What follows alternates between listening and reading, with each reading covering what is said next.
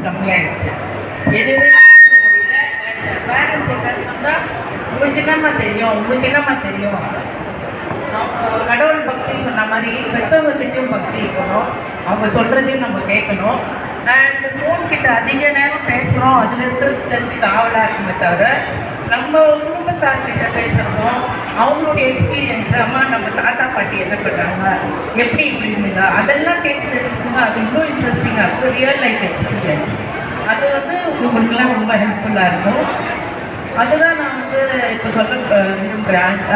எதுக்கு பொறுமை இல்லாதணும் அப்படின்னா, நம்ம லிஸ்ட் பண்ண மாட்டோம், டக்கு கோவம் வர்றது, அதெல்லாம் இதெல்லாம் சொன்னால் ஒரு அட்வைஸு உங்களுக்கு ஈஸி, இப்போ அதெல்லாம் முடியாது. எல்லாமே முடியும், நம்ம முயற்சி பண்ணணும்.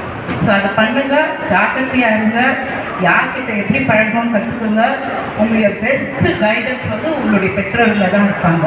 வெளியாளுக்கு நம்பதை விட உங்கள் பேரண்ட்ஸ் தான் உங்களுடைய பெஸ்ட். இது என்ன நல்லது என்ன கெட்டது எப்பவுமே துணையாக இருப்பாங்க. தவறு எல்லாரும் தான் செய்வாங்க. ஐயோ நம்ம தவறு செய்துட்டோம், இதை சொன்னால் நம்ம எப்படி நம்ம இனிமேல் வாழறது அப்படின்னு நினைக்காதீங்க. தப்பு நம்ம அறியாமல் செய்யறதுதான் தவறு.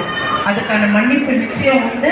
அதனால பயத்தினால உங்கள் வாழ்க்கையை ஃபுல்லாக இழந்துடாதீங்க, தைரியமாக இருங்க. இதுதான் இந்த மகளிர் தினத்தை நான் சொல்ல விரும்புகிறது. நம்ம சுற்றி இருக்கிற ஆண்கள் நமக்கு நல்லதே நடக்கும் போது தான் நம்மளும் மகளிர் தினத்தை நல்லபடியாக கொண்டாடணும். நன்றி.